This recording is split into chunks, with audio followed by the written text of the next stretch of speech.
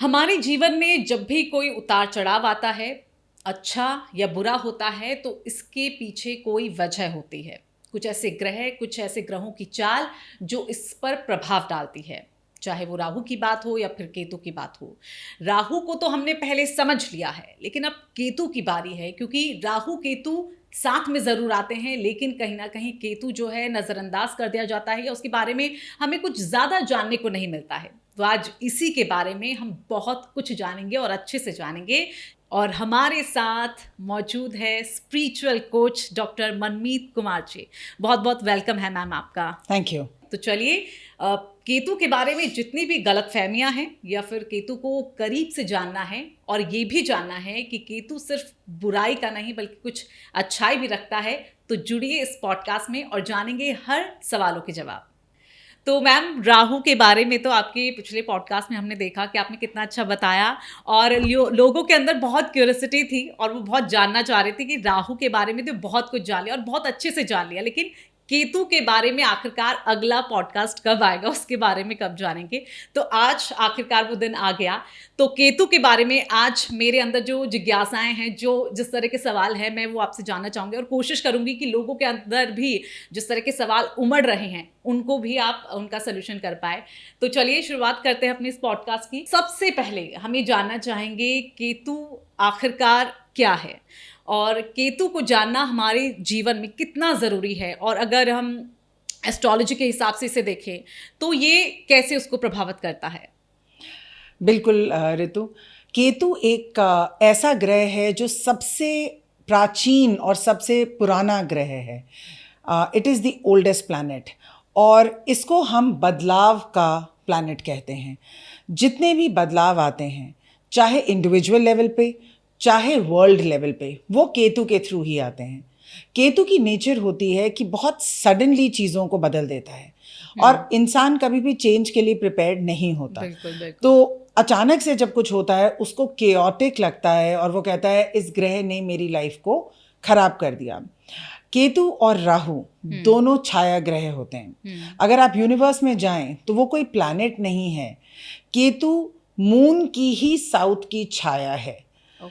तो वो अपने में कोई प्लैनेट नहीं है, लेकिन इनका प्रभाव इतना ज़्यादा होता है क्योंकि केतु हमारे पूर्व जन्म को दिखाता है, हमारी पास्ट लाइफ को दिखाता है। हम अपनी पास्ट लाइफ में क्या करके आए हैं ये आपको कुंडली में केतु को देखकर पता चलता है। अच्छा। केतु और भी प्लैनेट से ज़्यादा इंटरेस्टिंग इसलिए है क्योंकि केतु बहुत छोटी चीज़ों को, सूक्ष्म चीज़ों को कंट्रोल करता है। केतु कंट्रोल करता है ज्योतिष को। जितने भी रहस्य होते हैं, जितनी भी रिसर्च होती है, जितनी भी मायावी चीज़ें होती हैं और जितनी भी गूढ़ चीज़ें होती हैं, वो केतु से प्रभावित होती हैं।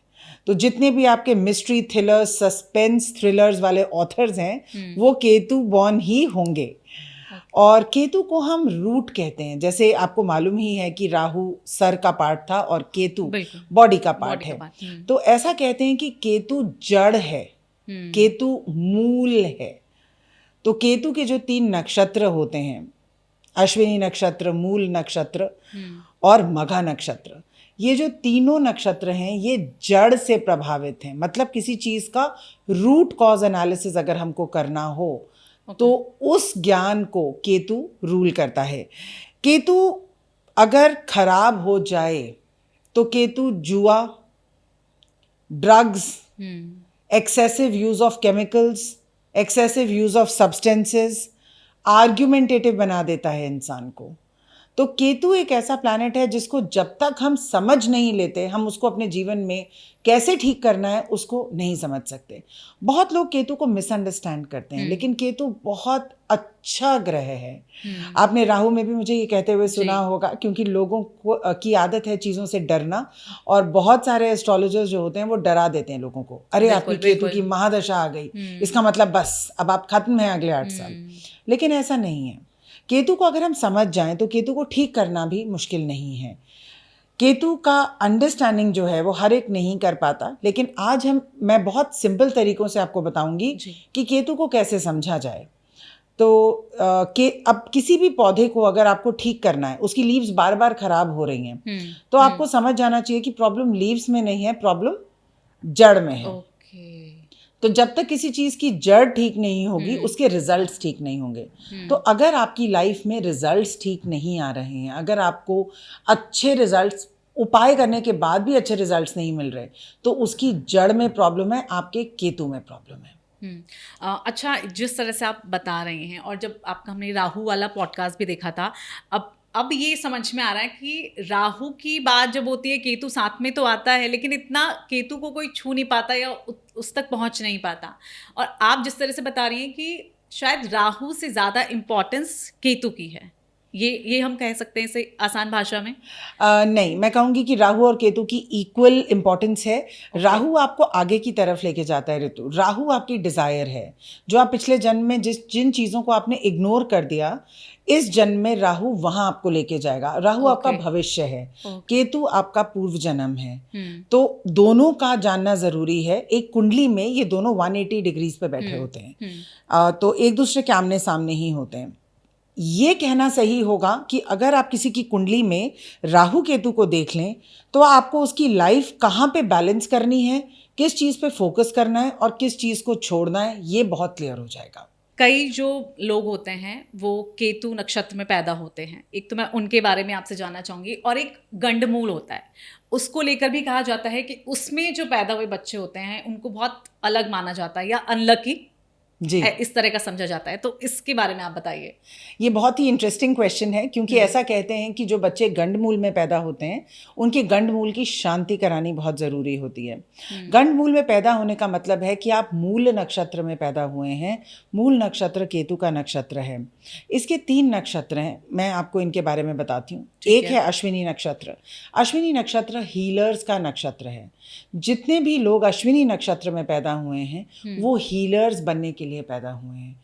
उनके अंदर एक हीलिंग एबिलिटी पहले से ही होगी, या तो वो एस्ट्रोलॉजर्स होंगे, या वो डॉक्टर्स होंगे, स्पिरिचुअल कोचेस होंगे, हीलर्स होंगे, किसी भी तरीके से वो दुनिया की हीलिंग में मदद कर रहे हैं। ये अश्विनी कुमार का नक्षत्र है, और ये पहला नक्षत्र है केतु का, जहाँ पर लोगों का लाइफ पर्पस काफ़ी क्लियर होता है। सेकेंड नक्षत्र जो है वो है मूल नक्षत्र, जिसको गंडमूल भी कहते हैं। ठीक है। और ये जो नक्षत्र है, ये ट्रांसफॉर्मेशन का नक्षत्र है। ऐसा कहते हैं कि जो लोग मूल नक्षत्र में पैदा होते हैं, वो माँ काली के अधीन आते हैं। माँ काली उनकी जो है इष्ट देवी होती हैं, और ये लोग इस समाज में बहुत बड़ा ट्रांसफॉर्मेशन लेकर आते हैं। तो जितने भी बड़े लोग हैं, जितने भी लोगों ने इस समाज में एक अपनी छाप छोड़ी है आध्यात्म के लेवल पर, वो मूल नक्षत्र में पैदा होते हैं। लेकिन पर्सनल लाइफ में आप सोचिए, अगर किसी के लिए बहुत खुशी की लाइफ होगी, तो वो समाज में तो ट्रांसफॉर्मेशन नहीं लेके आ पाएगा। तो ऐसे लोगों की जो पर्सनल लाइफ होती है, वो खुद काफ़ी डिस्टर्ब्ड होती है और काफ़ी केओटिक होती है, लेकिन उनको उस लाइफ को पार करते करते दुनिया में और समाज में एक चेंज लेके आना होता है। सो आई वुड से कि these people are very powerful, चाहे वो अपनी पर्सनल लाइफ में बहुत सक्सेसफुल हो या नहीं, लेकिन बहुत पावरफुल होते हैं और समाज को बहुत लेवल पे इम्पैक्ट करते हैं। गंडमूल की शांति कराने के लिए जब लोग कहते हैं, क्योंकि उनको डर लगता है कि बच्चे की एजुकेशन चलेगी कि नहीं, उसके रिश्ते चलेंगे कि नहीं, उसकी शादी चलेगी कि नहीं, तो अगर आपको पूजा करानी है, आप ज़रूर कराएं। लेकिन पूजा से कुछ हद तक तो शांति होगी, पर जिसका पर्पस ही माँ काली की तरह ट्रांसफॉर्मेशन का है, डिस्ट्रक्शन का है। डिस्ट्रक्शन किस चीज़ की? अंधकार की। तो ऐसे लोग बहुत लार्ज स्केल पे इम्पैक्ट करते हैं दुनिया को, बहुत पावरफुल होते हैं। और जो तीसरा नक्षत्र है मघा नक्षत्र, ये एंसेस्टर्स का नक्षत्र होता है। कहते हैं कि जो पूर्वज अपनी कोई इच्छा पूरी किए बिना मरते हैं, वो इस नक्षत्र में पैदा होते हैं। अच्छा, मतलब वो पुनर्जन्म लेते हैं और इस नक्षत्र में पैदा होते हैं।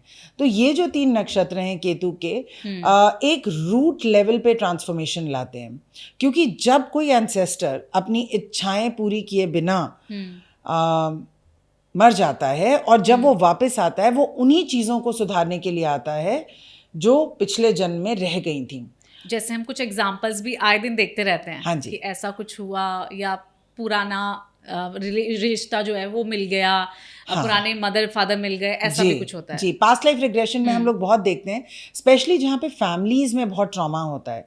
कई फैमिलीज में औरतों की बहुत डिसरिस्पेक्ट की जाती है, कई फैमिलीज में पावर की प्रॉब्लम होती है और लोग स्टैंड नहीं ले पाते, तो वो बिल्कुल जिसे कहते हैं रौन दिए जाते हैं। जनरेशन आफ्टर जनरेशन में पावर या तो बहुत ज़्यादा है या तो बहुत कम है। ऐसे लोग जब ऐसे लोगों को जब अपनी फैमिली को ठीक करना होता है, तो फैमिली लेवल की कॉन्शियसनेस पे जब सोल जन्म लेता है तो वो 100% केतु के नक्षत्र में जन्म लेता है। तो केतु का नक्षत्र बहुत पावरफुल होता है, तीनों नक्षत्र बहुत पावरफुल हैं और ऐसे बच्चे आगे जाके समाज में एक बहुत बड़ा इम्पैक्ट लेके आते हैं।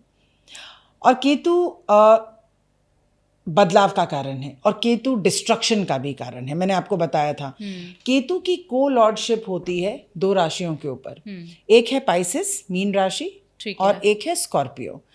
पाइसेस में कहते हैं कि जब दुनिया शुरू हुई थी तो सबसे पहले सी एनिमल्स बने थे, वो पहले जीव जंतु थे, और जब डिस्ट्रक्शन होगी और सब कुछ विध्वंस हो जाएगा, सब कुछ खत्म हो जाएगा। तो केतु इतना प्राचीन प्लैनेट है कि वो शुरू से लेकर आदि से लेकर अंत तक उसी की अधीन सब कुछ है। तो पाइसेस में भी केतु एग्जॉल्टेड होता है और स्कॉर्पियो में भी एग्जॉल्टेड होता है, और दोनों ही ये बहुत गूढ़ नक्षत्र हैं, बहुत आध्यात्म के नक्षत्र हैं। तो केतु के बारे में अगर हम कहें तो सारी जो डिस्ट्रक्शन का टाइम होता है, कोरोना के टाइम पे केतु का नक्षत्र चल रहा था, ट्विन टावर्स पे अटैक हुआ, केतु का नक्षत्र चल रहा था, एड्स जिस टाइम पे आया केतु का नक्षत्र चल रहा था। तो जब भी समाज के लेवल पे कोई बहुत बड़ा विध्वंस हुआ है, उस समय केतु का ही नक्षत्र चल रहा होता है। तो ये तो पता चल गया कि कब कब केतु आया और किस तरह के जो दुष्प्रभाव है, क्या चीज़ें हुई उसके बाद मेजर, वो आपने बता दिए।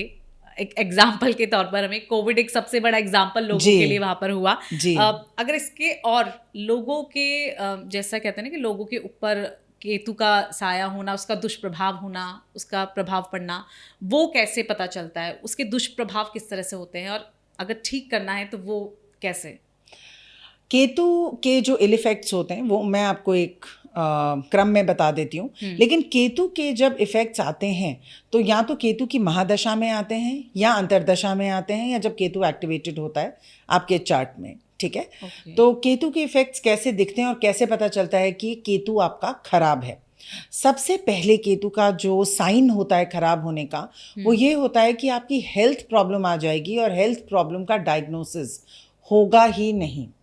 आप कहीं पे भी चले जाएं, आपको डॉक्टर बताएंगे कि रिपोर्ट में कुछ नहीं आया। ये सबसे बड़ा साइन है केतु की इल इफेक्ट का। तो जब भी आपके कुछ आएगा ही नहीं, आपकी रिपोर्ट्स बिल्कुल क्लियर होंगी, लेकिन आपको बहुत बीमारी हो रही होगी, आपको बहुत परेशानी हो रही होगी, आपके शरीर में बहुत दर्द होगा, लेकिन डॉक्टर्स उसका कुछ नहीं बता पाएंगे। So sudden illness which is undiagnosed, ये केतु का इफेक्ट होता है। सेकंड इफेक्ट होता है इसका या तो सांप का काट जाना या कुत्ते का काट जाना। तो ये क्योंकि केतु के अधीन जो एनिमल होता है वो डॉग होता है, तो कहते हैं कि कुत्तों की सेवा करें तो केतु बेटर होता है। और स्नेक का काटना, डॉग का काटना, वैसे भी जब कोई एनिमल हमें बाइट करता है तो बहुत सडन चीज होती है, एंड केतु सडननेस का ही प्लैनेट है। अभी तक सब ठीक चल रहा था, सडनली कुछ हो गया, समझ जाइए केतु एक्टिवेट हो गया, ठीक है। तीसरी चीज़ ये है कि जब भी कोई ऊपर से गिर के सुसाइड करता है, ये केतु का एक साइन होता है। केतु ऊंचाइयों को दर्शाता है, इसीलिए कहते हैं कि केतु की दशा चल रही हो तो पहाड़ी के ऊपर जो मंदिर बना हो उस पर जाना चाहिए। तब मतलब स्पेशली अगर आप पे केतु है, स्पेसिफिकली अगर आपकी केतु की महादशा चल रही है, आपको किसी पहाड़ के ऊपर स्थित मंदिर पे जाना चाहिए और वहां ध्वजा लहरानी चाहिए। ये केतु का उपाय होता है। ओके, ये मंदिर कोई भी हो सकता है, कोई भी हो सकता है, बस वो पहाड़ी पे होना चाहिए। गणेश जी का हो तो और भी अच्छा है। ओके, तो केतु अगर ऊंचाइयों को दर्शाता है तो अचानक का भी ये ग्रह है, तो अचानक से ऊपर से नीचे गिर जाना, अचानक से फ्लैट से 14वें फ्लोर से नीचे गिर जाना, अचानक से सीढ़ियों से नीचे गिर जाना, इनको भी नहीं पता कि क्या हुआ, लेकिन ऐसे ही ये जो केसेस होते हैं, अब अगर इसको आप मेटाफोरिकली देखें तो ऐसा आप कह सकते हैं कि वो बिल्कुल सीईओ की तरह बन गया, या बिजनेस में उसने ऐसी ऊंचाइयां पा ली जिसने जो किसी ने नहीं पाई, और वहां से वो एकदम नीचे गिर गया, फ्रॉम रिचेस टू रैग्स। वो केतु करवाता है, ठीक है। सडनली आप किसी स्कैंडल में फंस जाएंगे, सडनली आपकी इनकम का लॉस हो जाएगा, सडनली आपको कोई ऐसी डिजीज आ जाएगी। ये सब केतु के प्रभाव हैं। केतु हमारे 48th ईयर में एक्टिवेट होता है, और 48th ईयर जो लाइफ का होता है, अगर आपका केतु अच्छा है तो ये आपको बिल्कुल ऊंचाई पे चला देगा, और अगर आपका केतु खराब है तो 48 to 49 ईयर्स के जब आप होंगे, आपकी लाइफ में बहुत सारी चीज़ें ख़त्म हो जाएंगी और आपको फिर से लाइफ शुरू करनी होगी। ये हर एक मतलब शख्स, ये हर इंसान के साथ 48 ईयर्स में केतु एक्टिवेट हो जाता है। Okay. और केतु ये कहता है 48 ईयर्स में कि अब आपकी प्राइमरी रिस्पॉन्सिबिलिटीज खत्म हो गई हैं, और अब आप अपने आध्यात्म की तरफ ध्यान दें। आप जानेंगे कि प्राचीन काल में ऐसे टाइम पे लोग संन्यास ले लेते थे, है ना, क्योंकि उनकी बहुत जल्दी शादियां भी हो जाती थी, जल्दी बच्चे भी हो जाते थे, खत्म हो गई। हाँ, अब तो 48 में people are still paying EMIs और बिल्स भर रहे हैं और बच्चों की फीस भर रहे हैं, बट ऐसा पहले नहीं होता था। केतु अगर शनि ग्रह में बैठा हो या किसी दुश्मन ग्रह में बैठा हो, केतु अगर किसी भी मैलेफिक प्लैनेट के साथ बैठा हो, तो वो अपने रिजल्ट्स को खराब ही देगा, ठीक है। जैसे अगर केतु शनि के साथ बैठा हो, केतु सूर्य के साथ बैठा हो, केतु चंद्रमा के साथ बैठा हो, या इनमें से किसी मैलेफिक प्लैनेट की दृष्टि उस पर पड़ रही हो, या वो किसी ऐसी राशि में बैठा हो जो किसी मैलेफिक प्लैनेट की राशि है, तो केतु को हम खराब मानते हैं या उसके इफेक्ट्स को हम खराब मानते हैं।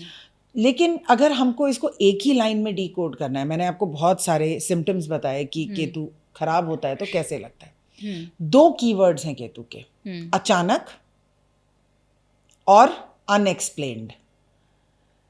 जो भी चीज सडनली होगी और उसका कोई एक्सप्लेनेशन नहीं होगा, वो केतु के ही अधीन होगी। एक छोटी सी चीज़ में मैं आपसे पूछना चाहूँगी, जैसे कि आपने बताया कि राहु केतु, सर के ऊपर राहु और धड़ के नीचे केतु, तो जो आपने सडन जो इलनेस का आपने बताया, केतु क्योंकि बॉडी से नीचे, धड़ से नीचे, तो वो इलनेस बॉडी से नीचे, क्या ये यही होगा उसमें? हाँ, ज्यादातर जो होती है वो बॉडी गर्दन से नीचे की ही होती है, लेकिन केतु जिनके फर्स्ट हाउस में होता है, अभी हम हाउसेस पे जब आएंगे, केतु जिनके फर्स्ट हाउस में होते हैं उनको बहुत माइग्रेन्स भी होते हैं। तो जरूरी नहीं है कि बॉडी के नीचे ही हो, लेकिन ज्यादातर हम कह सकते हैं। लेकिन सडन जहाँ पे भी कालपुरुष कुंडली में जहाँ पे भी आपका केतु बैठा होगा, वो घर जिस बॉडी पार्ट को दर्शाएगा, जैसे अगर 6th हाउस में केतु बैठा हो तो पेट की समस्या देगा ही देगा। ओके। तो ये हमारी कुंडली के हिसाब से जिस घर में केतु बैठा होगा उसके दुष्प्रभाव जरूर देगा। ठीक है, तो अब हम यही जान लेते हैं कि केतु जो 12 हाउसेस है हमारे, उस पर किस तरह का उसका रिएक्शन रहता है, कैसा उसका प्रभाव पड़ता है 12 हाउसेस के अकॉर्डिंग। जी, केतु डिटैचमेंट का प्लैनेट है, तो जिस घर में केतु बैठता है उससे कहीं ना कहीं आपको डिटैचमेंट ज़रूर देता है। केतु कहता है कि आप पिछले जन्म में, पूर्व जन्म में ये काम कर चुके हो, अब इस जन्म में इसकी कोई इच्छा ना रखो, क्योंकि इस जन्म में हमको जो इच्छा रखनी है उस तरफ हमें राहु लेके जाएगा। तो जब केतु की महादशा आती है, या केतु आप या 48 ईयर्स के हो जाते हो, या जब केतु की अंतर्दशा आती है, तो उस घर से जिसमें भी केतु बैठा हुआ होता है आपको डिटैच कर देता है, मतलब सेपरेट कर देता है, अलग कर देगा। हाँ, केतु अलग करने का और सेपरेट करने का प्लैनेट है, तो अलग कर देगा। और इसमें हमें खुश होना चाहिए, क्योंकि वहाँ से अलग होंगे तभी हम आगे की तरफ जा पाएंगे। अगर हम अपने पास्ट के साथ ही उलझे रह जाएंगे तो आगे कैसे बढ़ेंगे। मतलब वो पास्ट लाइफ से डिटैच करेगा आपको इस लाइफ में, जैसे कहते हैं कि आप अगर अच्छा कर रहे हैं तो उससे डिटैच नहीं, फैमिली में अच्छी चीज़ें चल रही तो उससे डिटैच नहीं, ये पास्ट में जो भी चीज़ हुई हैं उससे नहीं, ये आपको डिटैच करेगा जिस हाउस में बैठा है, उस हाउस में जो चीज़ें होती हैं उससे डिटैच करेगा। तो इसको समझ लेते हैं। ठीक है। जैसे केतु जिनका फर्स्ट हाउस में होता है, फर्स्ट हाउस किसका हाउस होता है? हमारा अपना हाउस होता है, हमारी बॉडी, हमारी पर्सनालिटी, हमारी इंडिविजुअलिटी। जिनके फर्स्ट हाउस में केतु होता है वो अपने आप से डिटैच हो जाते हैं, मतलब वो थोड़े कंफ्यूज्ड घूमेंगे, थोड़े कंफ्यूज्ड रहेंगे, थोड़े क्लियर नहीं होंगे। ऐसे लोगों को हेडेक्स और माइग्रेन्स बहुत होते हैं, और उनका जो सारा ध्यान है इस जन्म में वो उनके पार्टनर की तरफ होगा, क्योंकि अपने से डिटैचमेंट। तो ऐसे लोग बहुत ज़्यादा अपने आप को सजाएंगे संवारेंगे नहीं, इनकी सोच थोड़ी सी कंफ्यूज रह सकती है, लेकिन ये बहुत ज़्यादा इंट्यूटिव होते हैं। केतु इंट्यूशन का प्लैनेट है, क्योंकि पास्ट लाइफ का है, उसके अंदर गूढ़ता है, उसके अंदर आध्यात्म है, उसके अंदर आंखें तो है नहीं। तो जब हमारी आंखें नहीं होती तो हम अपनी बाकी सेंसेस पे रिलाई करते हैं। केतु में सिक्स सेंस बहुत स्ट्रांग होती है। जिन लोगों का केतु अच्छा होता है वो बहुत इंट्यूटिव होते हैं। ऐसे लोग दूसरों को कुछ भी उनके फ्यूचर के बारे में बता सकते हैं, आने वाली घटनाओं के बारे में बता सकते हैं। केतु आपकी इंट्यूशन को इतना शार्प कर देता है कि आप आराम से एक साइकिक, एक एस्ट्रोलॉजर, ज्योतिष में, ऑकल्ट में बहुत आगे बढ़ सकते हैं। ओके, एक मेंटोर है एक तरीके से, एक मेंटोर बन सकते हैं, बिकॉज आध्यात्म का प्लैनेट है। तो फर्स्ट हाउस केतु की ये साइंस होते हैं। सेकेंड हाउस में जब हमारे केतु होता है, सेकेंड हाउस रूल करता है हमारी कम्युनिकेशन को, रूल करता है हमारी फैमिली को, रूल करता है मनी को।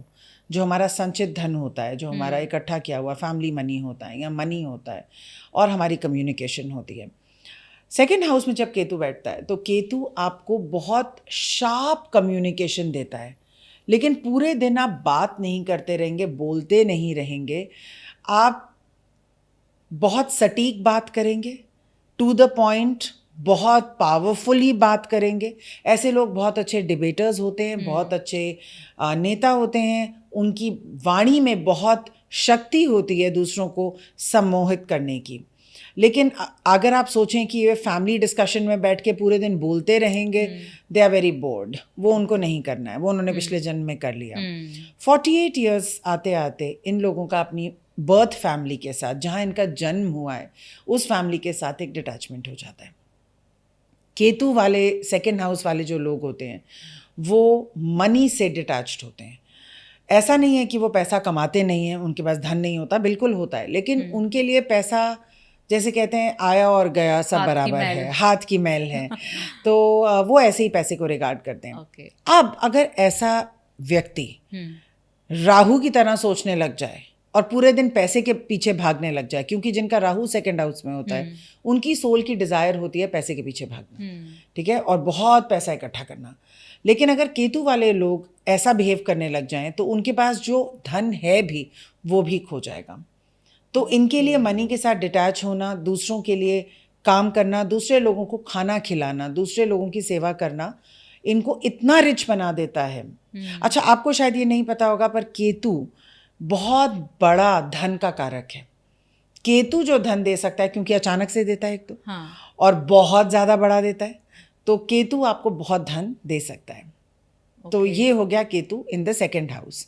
ऐसे जो लोग होते हैं, क्योंकि केतु अगर सेकेंड में होगा तो राहु 8th में होगा। राहु 8th में होने का मतलब है कि आप इस जन्म में ऑकल्ट को प्रैक्टिस करने आए हो, रिसर्च को प्रैक्टिस करने आए हो, साइकोलॉजिकल और आध्यात्म के लेवल पर बहुत डीप इम्पैक्ट छोड़ने के लिए आए हो दुनिया पे। So that is Ketu second. Ketu third house में होता है तो क्या होता है? केतु थर्ड हाउस किस चीज़ का होता है? थर्ड हाउस होता है हमारे भाई बहनों का, थर्ड हाउस होता है हमारी शॉर्ट ट्रैवल्स का, छोटी यात्राएं जिसको हम कहते हैं, हार्ड वर्क का होता है। केतु थर्ड हाउस नेबर्स का होता है, जो हमारे एक्वेंटेंसेस वगैरह होते हैं। जिनका भी केतु थर्ड हाउस होगा वो थोड़े आलसी होंगे, उनको हार्ड वर्क करना नहीं अच्छा लगेगा, उनको एक डिटैचमेंट सा फील होगा लोगों के साथ, भाई बहनों के साथ थोड़ा डिटैचमेंट लगेगा, नेबर्स के साथ थोड़ा डिटैचमेंट लगेगा। उनका ध्यान कहाँ जाएगा? धर्म में जाएगा, क्योंकि राहु कहाँ बैठा है? धर्म के हाउस में, 9th हाउस में बैठा है। तो उनका ध्यान जो है ज़्यादा नॉलेज की तरफ जाएगा, ज़्यादा धर्म की तरफ जाएगा, और ये लोग थोड़ा सा अपने आप को कट ऑफ फील करेंगे अपनी फैमिली से, और थोड़ा सा ये भी फील करेंगे कि हमें बहुत ज़्यादा काम नहीं करना। केतु थर्ड हाउस वाले बहुत लोगों की बात नहीं सुनते, उनको लगता है कि उनको पता है और उनको जैसे करना है वो वैसा ही करेंगे। योगी आदित्यनाथ को हम क्या इस पे कर सकते हैं? अभी मैं स्पेसिफिकली तो नहीं बोलूँगी, पर ये वाले जो लोग होते हैं हेडस्ट्रॉन्ग होते हैं, उनको मालूम होता है कि हमको क्या करना है, और बहुत ज़्यादा मैंने कहा ना, छोटी छोटी चीज़ों में टाइम नहीं वेस्ट करते, क्लियर रहते हैं और इनको पता होता है हमें क्या करना है। ध्यान कहाँ है? आध्यात्म की तरफ, स्पिरिचुअलिटी को ग्रो करेंगे, रिलीजन को ग्रो करेंगे, नॉलेज को ग्रो करेंगे, इनका सारा ध्यान वहाँ रहेगा। अगर आप इनको बोलें चलिए जी चाय पे चर्चा करते हैं, शाम को 4 पड़ोसी आए हैं, इनको इसमें कोई इंटरेस्ट नहीं होगा। ठीक है। केतु 4th हाउस हमारी किस चीज़ का हाउस है? हमारी माँ का हाउस है। केतु 4th हाउस हमारा माँ का सेहत, माँ की जो सेहत होती है वो ख़राब करता है। और आपको अपने मदर लैंड से, जहाँ आपका जन्म हुआ है या जहाँ आपकी माँ का घर है, उससे दूर करता है आपको। लेकिन दूर करके कहाँ लेके जाता है? क्योंकि राहु 10th में बैठा है, केतु 4th मतलब राहु 10th, तो कहाँ लेके जाता है? आपके करियर की तरफ लेके जाता है। मेरे पास इतने केसेस आते हैं जहाँ पे मदर कहती है कि प्लीज़ इस बच्चे को ले जाओ मुझसे, और बच्चा माँ को छोड़ना ही नहीं चाहता, लेकिन घर पे बैठा बैठा प्रोडक्टिव नहीं है। घर पे बैठ के उसका टाइम वेस्ट हो रहा है, उसका पोटेंशियल वेस्ट हो रहा है। पहले तो माँ भी नहीं छोड़ना चाहती, बच्चा भी नहीं छोड़ना चाहता। 24 की एज के बाद माँ कहती है प्लीज इसको ले जाओ ताकि ये कुछ करे। हाँ, लेकिन बच्चे की टेंडेंसी होती है कि अपनी मदर के घर में ही रहे, मदर के साथ ही रहे और कुछ भी आगे ना वो करे। तो ऐसे लोगों का जो फ्यूचर होता है या उनकी जो सोल की डिज़ायर होती है वो प्रोफेशनली सक्सीड करने की होती है। पता तो उनको भी होता है और उनमें बहुत पोटेंशियल भी होता है सक्सीड करने का, लेकिन उनका मन ही नहीं करता। वो अपने कंफर्ट जोन में, अपनी माँ के जोन में रहना चाहते हैं।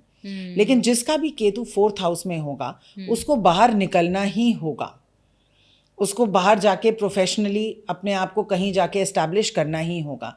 ऐसे लोग अपनी माँ के घर पे बहुत दिन तक नहीं रह पाते, अपनी मदर लैंड में नहीं रह पाते। जैसे किसी का जन्म अगर जम्मू में हुआ है तो वो कहीं दूर जाके ही काम करेगा। पहले के टाइम पे ऐसा कहते थे कि विदेश जाके करेगा, लेकिन विदेश अब एस्ट्रोलॉजी के हिसाब से विदेश मतलब जहाँ पे भी 300 किलोमीटर्स फार को भी विदेश कहते हैं, जहाँ का चाल चलन अलग है और आपके घर जैसी चीज़ नहीं है, कोई नई जगह है, नई भाषा है, उसको हम विदेश कहेंगे। तो केतु 4th वाले जो लोग होते हैं, और ऐसे लोग कहाँ पे सक्सेसफुल होते हैं? जिनका भी केतु 4th होगा वो स्पाज में, स्कूल्स में, एजुकेशनल इंस्टीट्यूशंस बनाने में, इंटीरियर डेकोरेशंस वगैरह में काफ़ी टैलेंटेड रहेंगे। लेकिन इनको बहुत ज़्यादा अपने घर से बेइज्जती फील होगी। इनको लगेगा कि हमें अच्छे से नहीं रखते, हमारी रिस्पेक्ट नहीं होती। अब एक्चुअली उनको ये फील नहीं होगा तो वो जाएंगे भी नहीं आगे की तरफ, वो वहीं रह जाएंगे। तो केतु 4th का घर जो है उनका कंफर्ट जोन होता है। पर कितनी भी कोशिश कर लें, इनकी माँ के साथ इनके जो रिलेशंस होते हैं थोड़े इमोशनली डिस्टेंट ही होते हैं। ठीक है। अब आ गए केतु 5th हाउस में। केतु 5th और राहु 11th। तो केतु 5th हाउस जो होता है, केतु 5th कहता है कि हम 5th हाउस हमारी एन्जॉयमेंट का, एंटरटेनमेंट का हाउस होता है, हमारी एजुकेशन का भी घर होता है, हमारे पास्ट लाइफ्स का भी घर होता है और रोमांस का भी घर होता है और हमारे बच्चों का भी घर होता है। मतलब सब कुछ काफ़ी कुछ होता है। 5th house is loaded. तो 5th हाउस में जब केतु होता है तो इन सब चीज़ों से आपको थोड़ा सा डिटैच करता है। और ऐसे लोग जो हैं वो टैलेंटेड तो बहुत होते हैं, ये पिछले जन्म से टैलेंट जो लेके आए होते हैं, इनका काम होता है उस टैलेंट को आगे बढ़ाना। लेकिन इनको जो है अपने बच्चों से डिटैच फील हो सकता है, इनको अपनी लवर से डिटैच फील हो सकता है, इनका एजुकेशन का बहुत मन नहीं करेगा, इनकी एजुकेशन में ब्रेक्स आएंगी।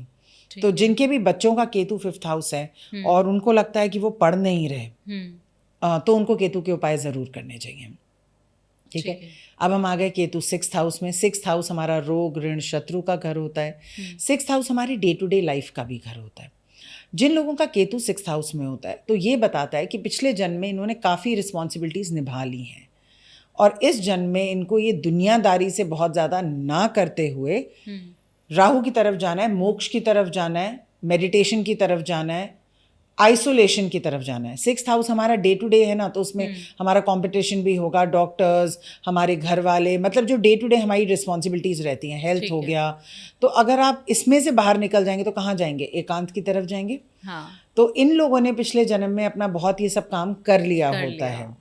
तो इनकी सोल की डिज़ायर होती है कि हम एकदम शांति से रहें, हम एकदम आइसोलेशन में रहें। ये ऐसा कहेंगे कि मैं सब कुछ छोड़ छाड़ के हिमालय चला जाऊँगा, क्योंकि इनकी सोल की जो डिज़ायर है। और आगे जाके ये ज़रूर या तो किसी माउंटेन के ऊपर बिल्कुल आइसोलेटेड एक घर बनाएंगे, अपना टाइम एकांत में बिताना चाहेंगे, अब इनको ये मौका मिले ना मिले, लेकिन ये चाहते यही हैं। मैंने आपको बताया था केतु 6th हाउस वालों का जो है स्टमक का इशू हमेशा रहता है।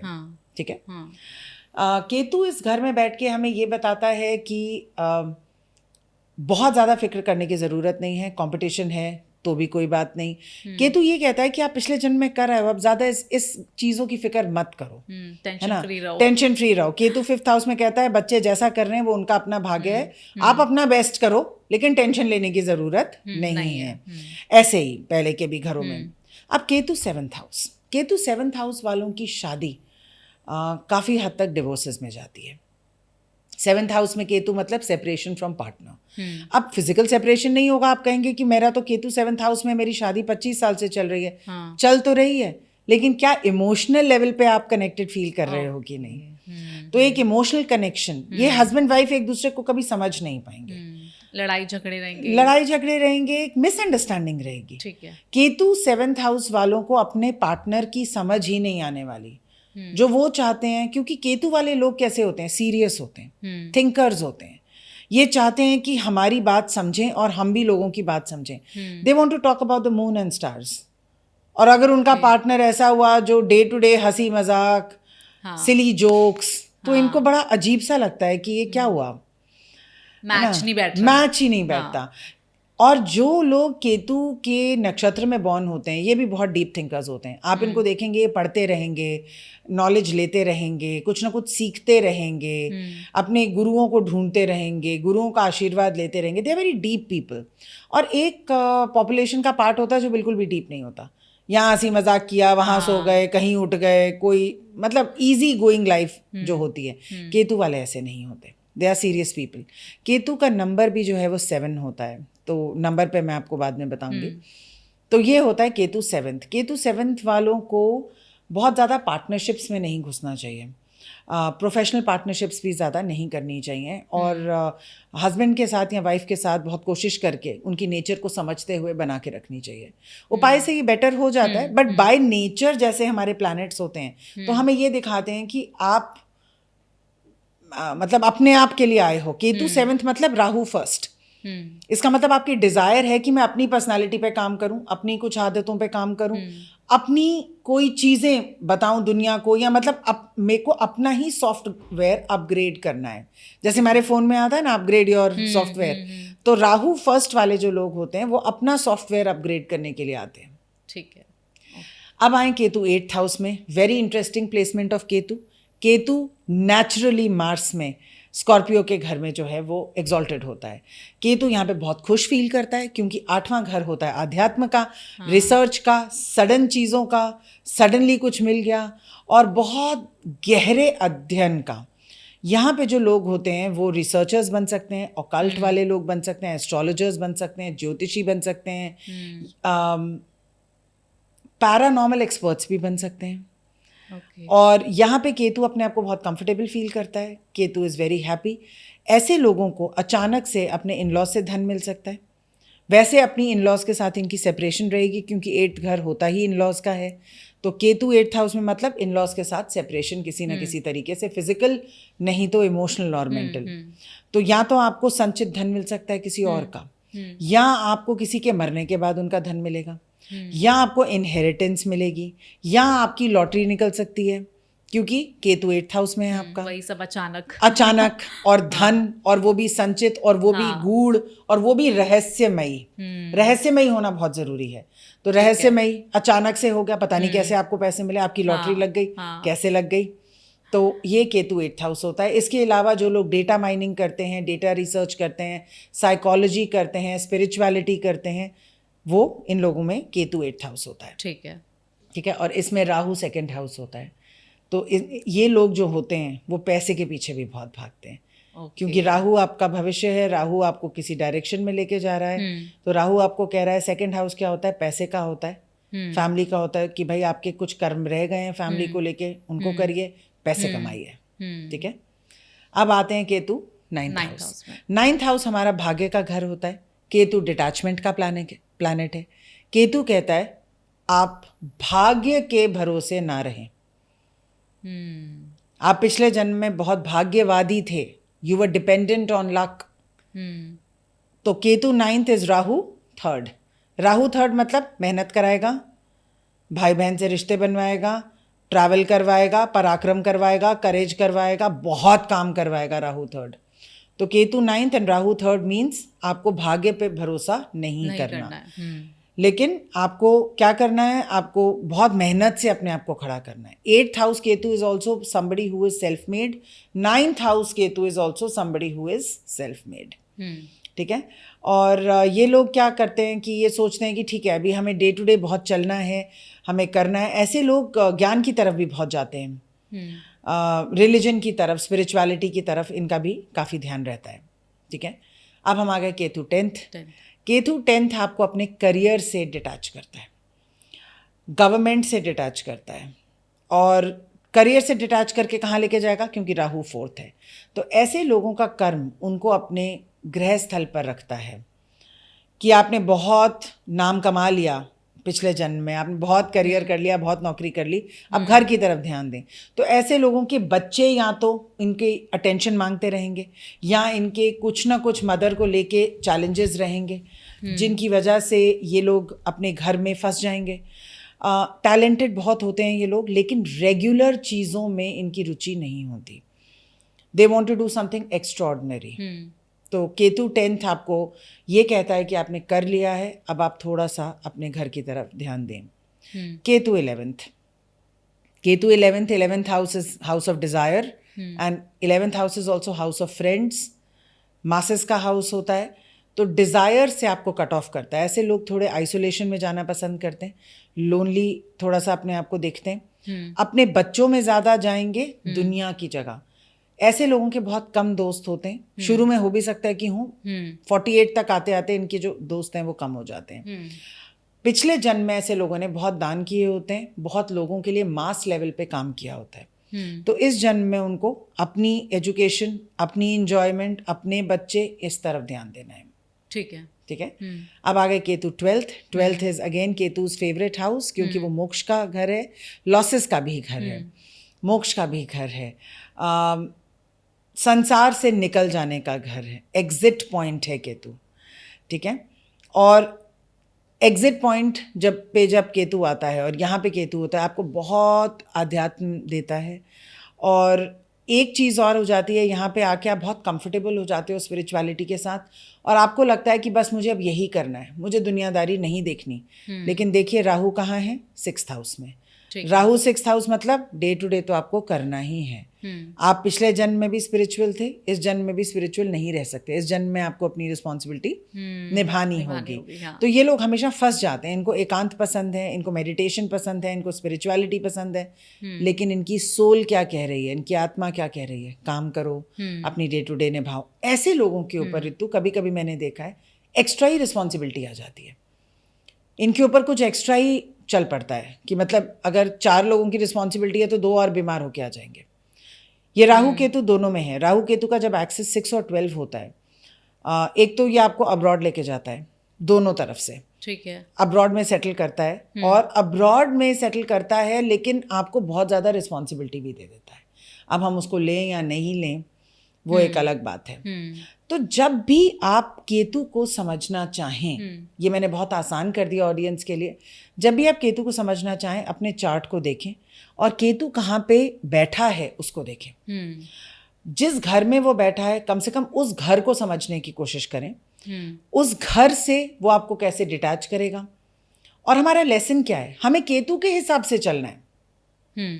अगर केतु आपका 2nd हाउस में बैठा है तो आप पैसे से मोह नहीं कर सकते। आपको पैसे को आती जाती चीज की तरह ही देखना होगा।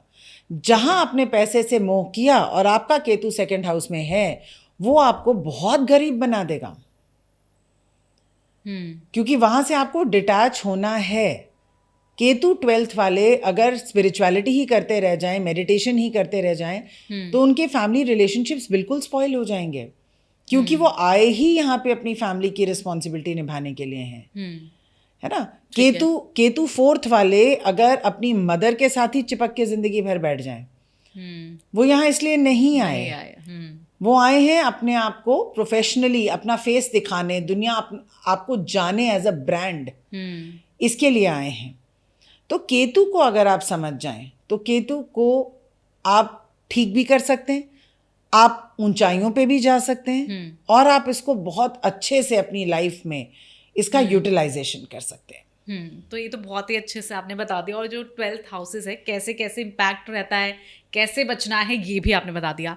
लेकिन कुछ मिथ भी हैं, लेकिन उससे पहले मैं आपसे ये जानना चाहूंगी कि अगर केतु आपका खराब है, सही नहीं है, आपको सही करना है, तो क्या ऐसा करे कि कुछ तो बेटर हो पाए?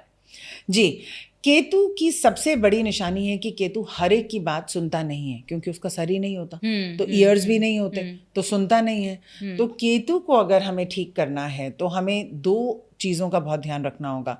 सबसे पहले हमें अपने कुल देवी और कुल देवता की पूजा और पितरों की पूजा करते रहनी होगी। अगर हमने अपने पितरों की ठीक से पूजा की, क्योंकि केतु क्या है? रूट। आपके पितर क्या है? आपका रूट। आप कहाँ से आए हैं? अपने पितरों से आए हैं। केतु कहता है रूट की रिस्पेक्ट करो, मैं तुम्हें ठीक फल दूंगा। तो जब श्राद्ध आते हैं, जो लोग श्राद्ध करते हैं उनका केतु स्ट्रांग रहता है। जो लोग अमावस्या पे पितरों का तर्पण करते हैं उनका केतु अच्छा रहता है। जो लोग पितृ पूजा वैसे भी करते हैं, साउथ में दिया जलाते हैं अपने घर पर, उनका केतु अच्छा रहता है। केतु के लिए बहुत ज़रूरी है कि हम अपने नाना की, ननिहाल साइड की, स्पेशली अपने नाना की बहुत इज्जत करें और उनका बहुत आशीर्वाद लें। केतु को कहा गया है कि केतु का जो आधिपत्य है वो भगवान रुद्र के पास है। तो अगर आप भगवान रुद्र की पूजा करें, जो कि शिव का एक फॉर्म है, तो रुद्राष्टकम कर सकते हैं। ये केतु को एकदम शांत करता है। महागणपति केतु को रूल करते हैं। तो अगर आप बुधवार वाले दिन दुर्वा घास लेकर उसको एक लाल मौली में बांधकर गणेश जी को अर्पण करते हैं, चाहे मंदिर में जाके करें चाहे अपने घर के मंदिर में करें, इससे केतु शांत होता है। गणेश जी का भी सर नहीं था और केतु का भी सर नहीं है, हाँ। तो गणेश जी को इनका आधिपत्य दिया गया है। गणपति की पूजा करें, गणेश जी की चालीसा करें, गणेश जी का अष्टकम करें, इससे आपका केतु हमेशा स्ट्रांग रहता है। अब यहाँ पे एक मिथ है, लोग कहते हैं अरे हमारी तो केतु की महादशा नहीं चल रही, लेकिन केतु इतना सडननेस का प्लैनेट है कि जब उसने आप पे अटैक कर ही दिया उसके बाद पूजा करने का क्या फायदा। हाँ। तो मैं अपने दर्शकों को कहूंगी कि जरूर और जरूर अपनी पूजा वैसे भी हमें गणपति जी से शुरू करनी चाहिए। हाँ। तो आप सिर्फ ओम गण गणपतये नमः पे रिलाय ना करें, आप गणेश अष्टकम करें, आप गणेश चालीसा करें, आप कोई भी गणपति जी की जो पूजा है कम से कम 11 मिनट करें, वहाँ से अपनी पूजा शुरू करें और उसके बाद आपके जो भी इष्ट देव हैं जैसे भी आपको करना है। केतु एक अकेला प्लैनेट है ऋतु, जो बिल्कुल भी आपको चेतावनी दिए बिना इतना बड़ा लॉस कर देता है कि इंसान उसके बाद केवल रिग्रेट कर सकता है। क्यों ना हम केतु को पहले से ही अपने प्लान ऑफ एक्शन में लेते हुए 11 मिनट गणपति जी की पूजा करते हुए ही फिर आगे बढ़े। तो ये हमारा एक तरीके का शील्ड हो जाएगा, सिक्योरिटी शील्ड हो जाएगा केतु के अगेंस्ट एंड केतु से बचाव के लिए। ठीक है, तो ये पूजा करनी बहुत जरूरी है। सात्विक तरीके से अगर हम जिए, केतु ग्राउंडिंग का प्लैनेट है। ग्राउंडिंग आप समझते हैं, अर्थ के साथ जुड़ना। ग्राउंडिंग मेडिटेशंस होती हैं आजकल, बहुत ज्यादा कहते हैं ग्राउंडिंग नहीं फील हो रहा तो धरती पे बैठ जाइए, नीचे आलती पालती मारकर आंखें बंद करिए और अपनी सारी एक्स्ट्रा एनर्जी धरती को दीजिए। केतु ग्राउंडिंग का प्लैनेट है। जब भी हमें अनग्राउंडेड लगता है हमें ग्राउंडिंग जरूर करनी चाहिए और जितना हो सके हमें सात्विक रहना चाहिए। केतु की सबसे बड़ी रेमेडी होती है मेडिटेशन। अगर आपने 15 मिनट मेडिटेशन दिन में कर लिया, आपका केतु वैसे ही ठीक रहेगा। केतु कहता है रिमेंबर योर रूट्स। आप यूनिवर्स से आए हैं, जब आप ध्यान लगाएंगे आप यूनिवर्स के साथ जुड़ेंगे, इसका मतलब आप अपने रूट के साथ जुड़ गए। केतु आपका ठीक होना ही होना है। केतु की मेडिटेशन या मेडिटेशन राहु की भी बहुत बड़ी रेमेडी है।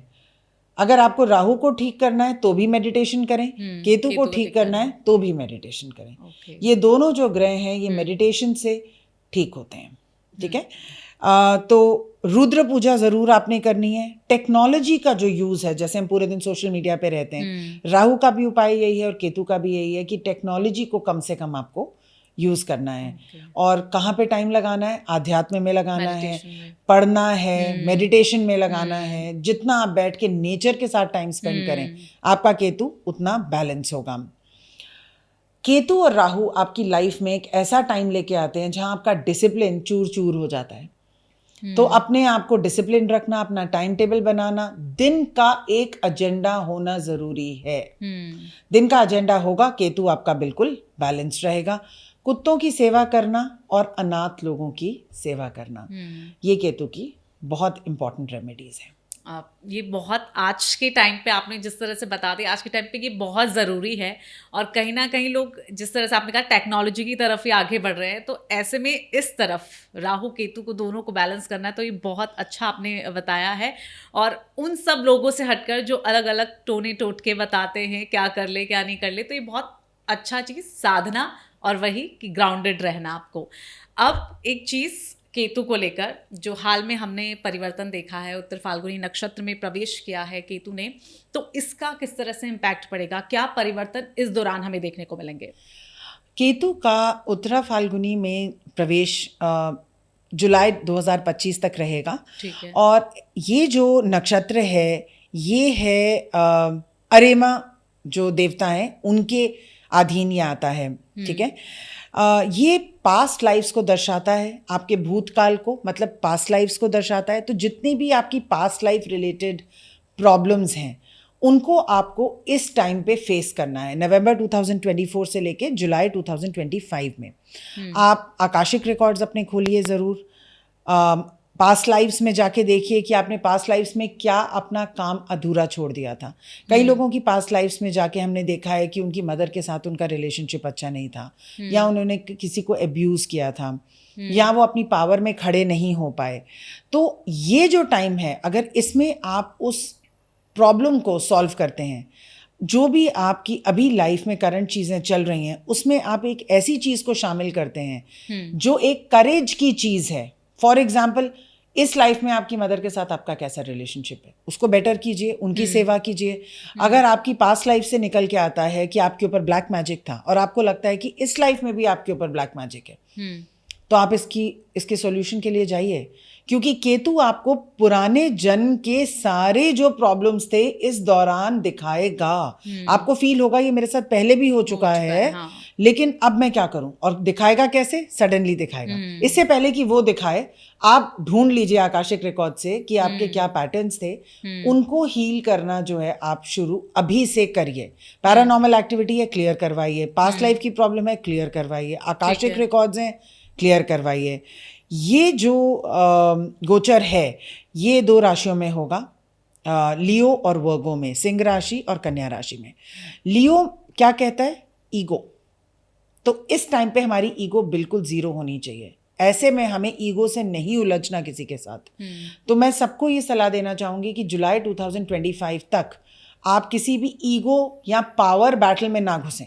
ये सभी के लिए? ये सभी के लिए है। आपको बिल्कुल ह्यूमिलिटी से रहना है, बिल्कुल सादगी से रहना है, और ईगो में नहीं जाना, प्राइड में नहीं जाना, हम हैं ऐसे नहीं। और दूसरी जो चीज़ ये दर्शाता है, वर्गो में ये सेवा और नौकरी का भाव, दोनों चीज़ें हैं वर्गो। तो सेवा हमें बहुत ज़्यादा करनी है। और अगर आप नौकरी नहीं करते तो नौकरी करना शुरू करें। नौकरी कर रहे हैं तो अच्छे भाव से नौकरी करें, नौकरी की इज्जत करें। जिस कंपनी में आप काम करते हैं उसकी इज्जत करें।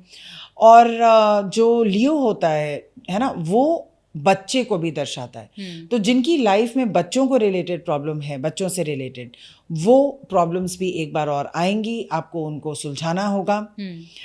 यहाँ ऋतु मैं ये कहना चाहती हूँ कि लोग पॉडकास्ट देखते हैं, फिर सोचते हैं ओह अब ये प्रॉब्लम्स आने वाली हैं, अब हम क्या करें, ओहो ना सुना होता तो अच्छा होता। लेकिन मैं फिर से कहूँगी कि समस्याओं के 2 ही विकल्प हैं। एक तो भाग लें और एक भाग लें। तो लोग सोचते हैं भाग लें, एस्केप कर जाएं, सोचें ही ना, आंखें बंद कर लें, हम तो बहुत पूजा करते हैं, इसी में चल जाएगा। और दूसरा है कि आपने कुछ सुना, अब आपने समझ लिया कि मुझे इसमें से कुछ करना है, भाग लें, मतलब पार्टिसिपेट करें इसमें, इंक्लूसिव रहें। अगर प्लैनेट गोचर कर रहा है तो प्लैनेट पूरी दुनिया को एक चीज सिखा रहा है कि जो आपने अपने पूर्व जन्म में छोड़ दिया है उसको अब सॉल्व करने का टाइम आ गया है। जैसे स्कूल में जब रिसेस होती है तो सारे बच्चे खाना खाने जाते हैं, हाँ, लेकिन जब प्रिंसिपल के साथ क्लास होती है तो सारे बच्चे ऑडिटोरियम में जाते हैं, हाँ, राइट? हाँ, तो वैसे ही केतु ये कह रहा है कि इन 6-7 महीनों में कृपया आप अपनी पास्ट लाइफ की प्रॉब्लम सुलझाएं, मैं आपके साथ हूं। तो मतलब जब best प्लैनेट time- मौका दे रहा है तो हम क्यों ना उसको करें।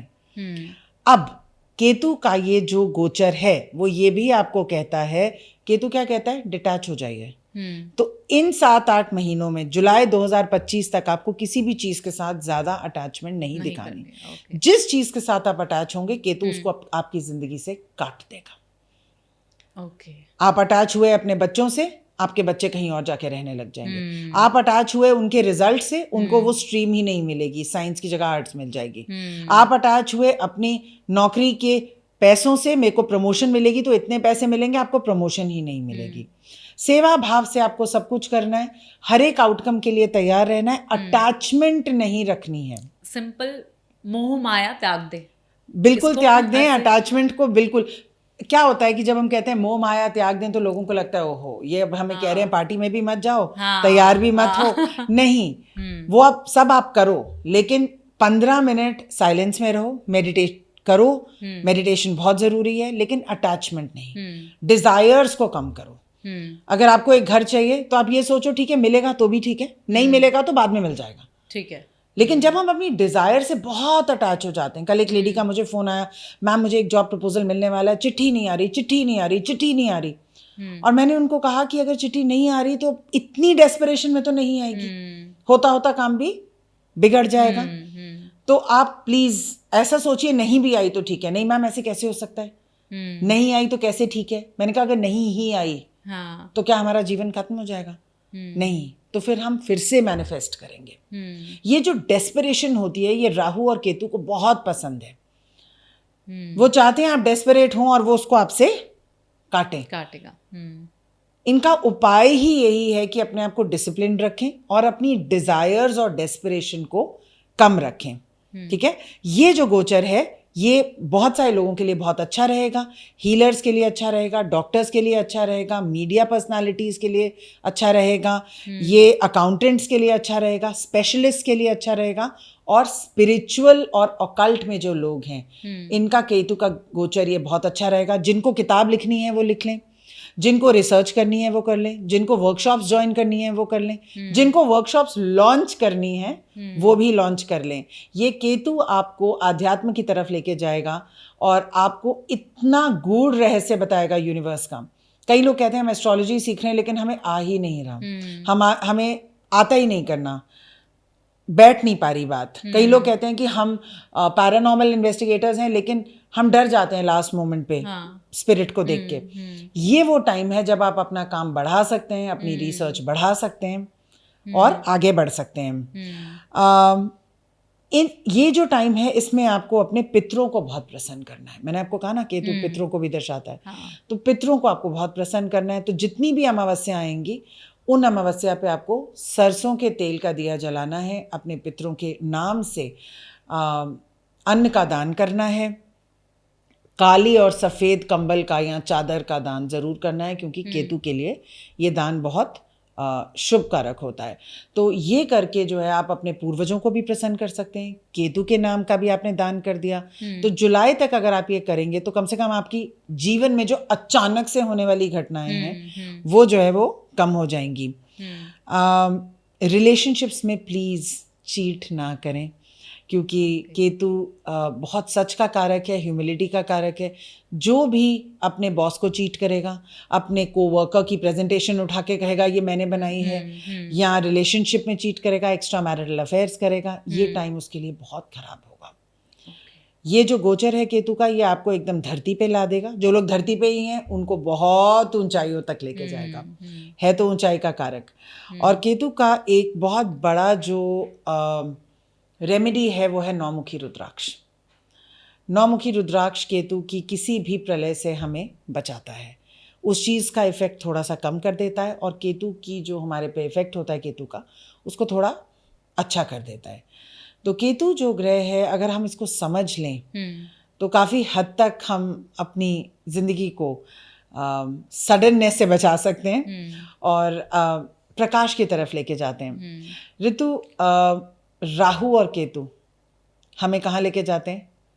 डार्कनेस की तरफ।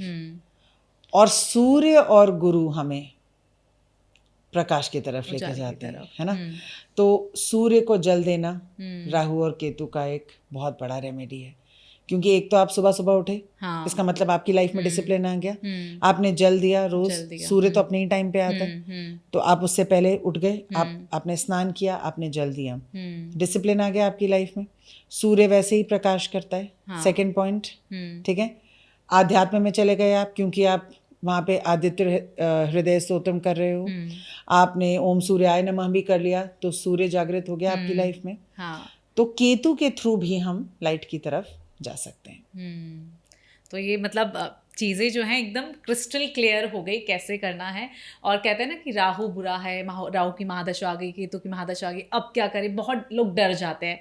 तो ऐसे में ये पता चल गया कि डरने की ज़रूरत नहीं है, बिल्कुल भी डरने की। कुछ अच्छा है तो कुछ बुरा भी है, और ये नहीं कि सब कुछ बुरा बुराई है, तो कुछ अच्छा भी हो सकता है। सिर्फ कुछ कहते हैं ना विश्वास, और कहते हैं आपको ज़मीन पर रहने की ज़रूरत है। बिल्कुल बिल्कुल। तो केतु को लेकर कितनी बातें हमने पहले सुनी हुई हैं, लेकिन सच में आज जो बात हमने सुनी है वो बिल्कुल समझ आ गई और दिमाग में घुस गई है कि अगर केतु को प्रसन्न करना है, केतु के साथ चलना है, और केतु की जो अच्छे प्रभाव हम पर पड़े, अगर ये करना है, और ये अगर आप चाहते हैं कि आपकी लाइफ में होते रहे, तो कैसे चीज़ों को फॉलो करना है, ये बहुत अच्छे से आज डॉक्टर मनमीत कुमार ने हमें बता दिया है, और बहुत अच्छे से बताया। बहुत बहुत थैंक यू मैम आपको कि आपने राहु तो हमें क्लियर कर ही दिया था पहले, आज केतु भी क्लियर कर दिया, उसके लिए बहुत बहुत शुक्रिया आपका। Thank you.